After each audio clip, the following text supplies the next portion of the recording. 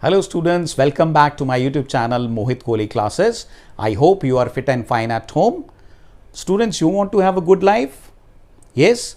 So you have to focus on two things: good education and good health. These are the two ingredients of having a good life. So you need to focus on health and education, right? So student, in this video, we are going to do 14 principles. Again, it's a recap of 14 principles with acronyms so that we can remember it easily, and keywords so that we can utilize these keywords in our answer for having a better answers and scoring better marks, right? So shall we start? Let's get started.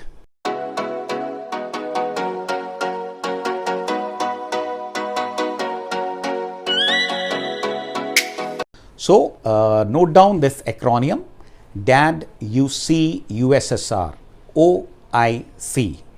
Okay, so we will note down by this formula and we can remember by this acronym all our 14 principles, right? D for division of work, A for authority and responsibility, D for discipline, unity, U for unity of command, C for centralization and decentralization, U for unity of direction, then subordination of individual interest to general interest, then scalar chain, then R for remuneration of employees, O for order, I for initiative, S for stability of tenure of employees, E for equity, and last Esprit de Corps, right? So through this acronym we can remember our all 14 principles, right? So let's start with our first principle: division of work.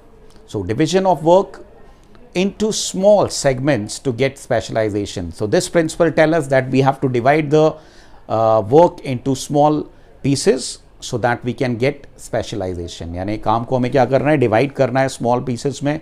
उससे क्या होगा, expertise आएगी हमें काम करने में, right? और ये तीन हमें कीवर्ड्स इसमें यूटिलाइज करने हैं. First, dividing the work into small parts. Second, creating departments create करने हैं: sales department, marketing department, human resources department, right? So through this we can divide the department.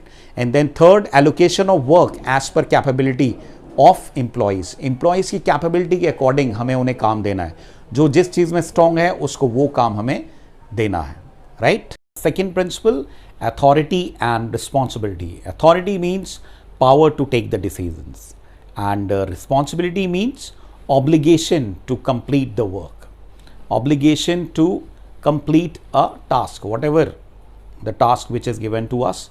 So this is what authority and responsibility is. Okay, now what are the key words? There should be balance between authority and responsibility. दोनों में balance होना ज़रूरी है. अगर दोनों में से कोई भी एक ज़्यादा होगी तो आउटपुट नहीं आएगा. Second, allocation of authority as per work assigned. जितना आपको वर्क असाइंड है उसके अकॉर्डिंग आपको अथॉरिटी एलोकेट होनी चाहिए. Third, giving authority matching to target और रिस्पॉन्सिबिलिटी, है ना? जो भी रिस्पॉन्सिबिलिटी जैसी आपको दी गई है उसके अकॉर्डिंग ही आपको अथॉरिटी दी जानी चाहिए. तो ये हो गया हमारा principle number 2. Third is discipline. Discipline refer to following a code of conduct, और वी कैन से रूल्स और regulations of organizations, right? So it brings the uniformity, है ना, framing rules and regulations in the organization, है ना?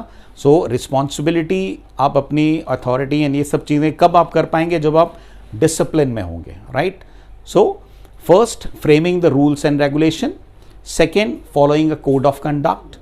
Third, meeting of commitment by subordinate as well as by superior. दोनों ही तरफ से जो कमिटमेंट है वो पूरी होनी चाहिए, चाहे वो एम्प्लॉयज़ हो चाहे वो एम्प्लॉयर हो. Then we have unity of command. Unity of command, according to this principle, an employ should receive order from one boss और one superior only, and should be accountable to one superior only, है ना? If there are multiple bosses, then it will create confusion in the mind of the worker, right? So three keywords which we will utilize in this. First, order from one boss only. Second, more than one boss confuse the subordinate. Third, contradict functional foremanship technique. Right? तो एक ही boss से हमें order मिलना चाहिए, right, और उससे ज़्यादा अगर होंगे तो it will create a confusion in the mind of the employee, right. और ये फंक्शनल फोरमैनशिप की जो टेक्निक है उसको ये कॉन्ट्रडिक्ट करता है, क्योंकि फंक्शनल फोरमैनशिप में हमारे पास मल्टीपल सबऑर्डिनेट्स और मल्टीपल सुपीरियर्स होते हैं, वो हमारे वर्क को देखते हैं, right. So this is unity of command. Then we have principle number 5th, centralization and decentralization. Centralization refer to concentration of authority or power in few hands. यानी जब कोई ऑर्गेनाइजेशन शुरू होती है तो उसकी कमांड जो होती है उसके प्रोप्राइटर के हाथ में होती है, और जैसे जैसे ऑर्गेनाइजेशन बड़ी होती है, एक्सपैंड होती है, तो वो सभी लेवल्स में आगे डेलीगेट हो जाती है. That is what it comes decentralisation. So decentralisation means evenly distribution of power at every level of management, right. Keywords कौन से हम इसमें यूटिलाइज करेंगे? First, combination of centralisation and decentralisation, यानी ऑर्गेनाइजेशन में कॉम्बिनेशन होना चाहिए दोनों सेंट्रलाइजेशन और डिसेंट्रलाइजेशन का. सेकेंड, की decision should be taken by top management. जो की डिसीजन है वो टॉप मैनेजमेंट को लेने चाहिए. And routine decision can be taken bye managers working at middle और लोअर लेवल मैनेजमेंट. यानी कि जो रूटीन डिसीजंस हैं वो मिडिल लेवल और लोअर लेवल के जो एम्प्लॉयज़ हैं वो डिसीजंस लेंगे, राइट. तो ये हो गया हमारा centralisation and decentralisation. Then 6 is unity of direction. Unity of direction means one unit one plan, that the effort of employees should move in the same direction. It means that कि जो efforts हैं employees के, they should move in the same direction, right. अगर मान लीजिए आपको यहाँ से CP जाना है तो there are different methods of going to CP. तो अलग अलग तरीके से आप मूव कर रहे हैं but you are reaching the same destination. Same in this principle, unity of direction, that employees are working in different department but the aim of everyone is to achieve the goals of the organization, right. So keywords जो हम इसमें utilize करेंगे, first, efforts of all employees should move in the same direction as we have discussed earlier also. Second, unification of efforts towards one direction, एक ही direction में सबको move करना है. Then third, base of coordination concept, यानी कि coordination concept को इसमें हम हाईलाइट करते हैं. There should be coordination among the employees, right. So ये हो गया हमारा principle number 6. Then we have next 7, subordination of individual interest to general interest. According to this principle, the interest of organization must supersede the interest of the individual or employee. यानी कि आपको organisation को interest को पहले priority देनी है rather than your personal objectives, right. तो कौन से कीवर्ड्स इसमें यूटिलाइज करेंगे हम? First, organisation interest is more than personal interest of employee, यानी आपको ऑर्गेनाइजेशन के इंटरेस्ट को पहले प्रायोरिटी देनी है then your personal interest, right. Second, giving priority to benefit of organization rather than personal interest. आपको ऑर्गेनाइजेशन के इंटरेस्ट को प्रायोरिटी देनी है, अपने पर्सनल इंटरेस्ट को नहीं. Third, manager should not take unfair decisions by taking bribes और giving undue advantage to the relatives, है ना. तो कोई अगर आपका रिलेटिव है उसको अगर आप अनड्यू एडवांटेज दे रहे हैं, so that should not be there, okay. तो ये है हमारा principle number 7, subordination of individual interest to general interest. Then we have 8th, scalar chain.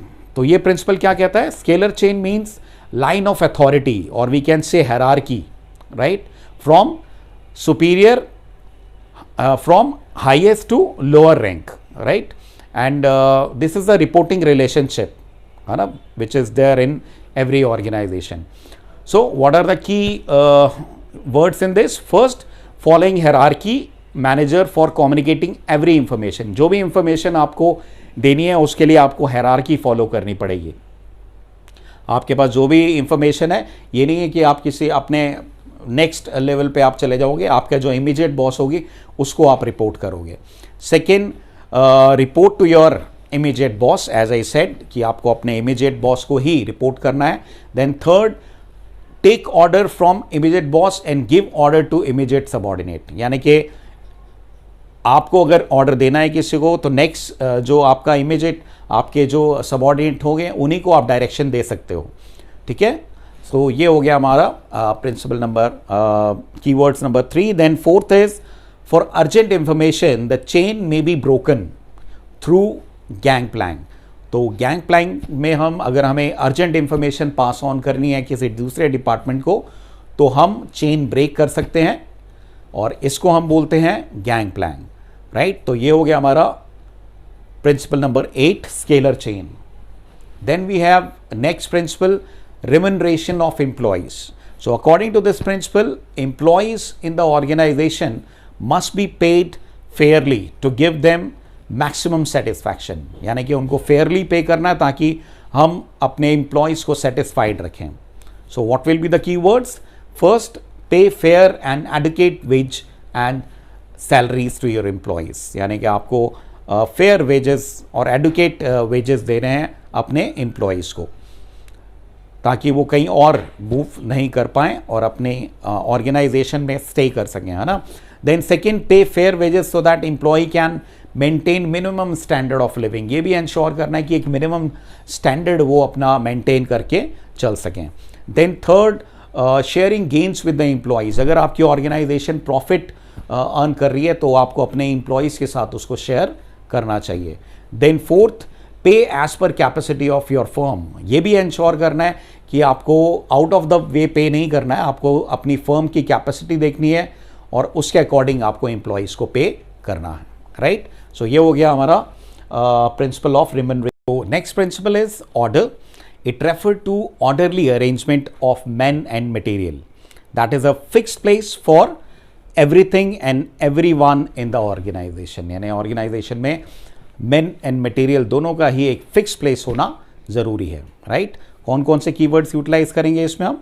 First, fix and right place for every man and every material. यानी कि हर एक चीज़ का एक fix जगह होनी ज़रूरी है ताकि इन एमरजेंसी अगर हमें कोई टूल्स रिक्वायर्ड है तो हमें पता हो कि वो फिक्स कहाँ पर है, और कहीं हमें हमारे सुपीरियर की ज़रूरत तो हमें पता है कि उनका फिक्स कैबिन कहाँ है तो हम उनको कॉल कर सकते हैं. Right, so this is the first. Then second, no wastage of time in search of person, as we have discussed कि उनके सर्च में हमारा टाइम वेस्ट नहीं होगा अगर उनका एक फिक्स प्लेस होगा. That's why orderly arrangement is required. Then third, systematic and orderly arrangement of physical and human resources. हो गए अगेन सेम थिंग कि हमारा सिस्टमैटिक अरेंजमेंट होना चाहिए, ऑर्डर में सारी चीज़ें अरेंज होनी चाहिए ताकि हमारा टाइम वेस्ट ना हो. राइट, सो ये हो गया हमारा principle of order. Then we have next principle of initiative. It referred to taking the first step with self motivation. यानी कि सेल्फ इनिशिएटिव लेना, यानी आपको डायरेक्शन देने से पहले आप उस काम को अगर आप कर रहे हैं, so that is what initiative is. And ऐसी ऑर्गेनाइजेशन जहाँ पर वेलकम किया जाता है एम्प्लॉयज़ के सजेशंस को, वहाँ पर प्रिंसिपल ऑफ इनिशिएटिव जो है बहुत अच्छे से वर्क करता है और एम्प्लॉयज़ जो हैं वो मोटिवेटेड रहते हैं. राइट, सो कौन से टू कीवर्ड्स हम इसमें यूटिलाइज करेंगे? First, encouraging employees to give suggestion. हमें एम्प्लॉयज़ को एंकरेज करना है, उनके आइडियाज़ को वेलकम करना है. Then second, develop feeling of belongingness. इससे फीलिंग ऑफ बिलोंगिंगनेस आएगी एम्प्लॉयज़ के अंदर और वो मोटिवेटेड फील करेंगे. Right, so that's why this principle is very important. Then next, stability of tenure of personnel. Stable होना ज़रूरी है. ये प्रिंसिपल क्या कहता है कि एम्प्लॉयज़ का स्टेबल होना ज़रूरी है. According to this principle, the management must provide the feeling of job security. हमें अपनी एम्प्लॉयज़ को सिक्योरिटी देनी है, जॉब सिक्योरिटी देनी है. So there should be no fear among the employees. Employees के अंदर कोई फियर नहीं होना चाहिए जॉब को लेकर. What will be the keywords which we will utilise in this? First, no frequent transfer और टर्मिनेशन. तो कोई फ्रीक्वेंट ट्रांसफ़र नहीं होने चाहिए, टर्मिनेशन नहीं होना चाहिए. एक minimum, second, minimum time should be given to employees to stay in the organisation ताकि वो परफॉर्म कर सके. Then third, job security should be there. Then fourth, violation of this principle increases the turnover of employees, यानी कि जो turnover है वो बढ़ेगा, एम्प्लॉयज़ जो है वो आपके ऑर्गेनाइजेशन को छोड़ के जाएंगे अगर आपके एम्प्लॉयज़ जो हैं वो स्टेबल नहीं है तो। और जितना हम नए एम्प्लॉयज़ को रिक्रूट करते रहेंगे उतने हमारे जो रिसोर्सेज हैं वो वेस्ट होंगे। So there will be wastage of resources in training of employees, new employees again and again, right? So this is what stability of tenure of personnel is, right? उसके बाद है next principle of equity. Equity referred to kind, fair and just treatment to employees, means no discrimination on account of sex, religion, language, caste, belief और nationality. मतलब इस चीज़ को लेकर कोई discrimination नहीं होना चाहिए कि वो मेल है, फीमेल है या डिफरेंट रिलीजन को बिलोंग करता है, तो उसके बेस पे हमें बिल्कुल भी कोई डिस्क्रिमिनेशन नहीं करना चाहिए। This is what this principle tells. So what will be the keywords? First, same policies and rules and regulation to all the employees. हर एक एम्प्लॉयज़ के लिए सेम प्रिंसिपल्स होने ज़रूरी हैं, रूल्स एंड रेगुलेशन ज़रूरी हैं। ये नहीं किसी के लिए कुछ और अलग हैं और किसी दूसरे के लिए कुछ अलग प्रिंसिपल हैं, so that will not help. Then second, preference, no preference to male और person of special religion should be there, है ना। अगर आप प्रमोशन देने वाले हैं तो आपको कोई डिस्क्रिमिनेशन नहीं करनी चाहिए। This is what we learn from this principle, right. So ये हो गया principle of equity. Then we have our last principle, esprit de corps. So esprit de corps से हम क्या समझते हैं? Management must promote team spirit. Team spirit होनी चाहिए, यूनिटी होनी चाहिए, हार्मनी होनी चाहिए, तभी आपकी ऑर्गेनाइजेशन जो है वो बेटर परफॉर्म करेगी। Together everyone can achieve more. This is what this principle says, that we have to replace I with we. हमें रिप्लेस करना है आई को विद वी, राइट। सो क्या कीवर्ड्स हमें यूटिलाइज करने हैं? First, union is strength. Union is strength. जितना हम यूनियन रहेंगे उतनी ज़्यादा ऑर्गेनाइजेशन बेटर परफॉर्म करेगी। Work with team spirit, team spirit के साथ काम करना है। And replace I with we. So this is what the principle of esprit de corps says, right? So I hope you have understood all the principles. All these principles are very important. Revise all the principles. I have uploaded all the positive effects of all the principle in earlier videos. So just go through with this all those videos. I have uploaded the link in description box. तो उसमें जाकर अचाइज करो सारे principles को और short recap आप इसमें से गो थ्रू कर सकते हैं, right. So I hope you have understood this. So we will carry on our next topics in few of our next classes. So like, share and subscribe Mohit Kohli classes so that we can spread mission education.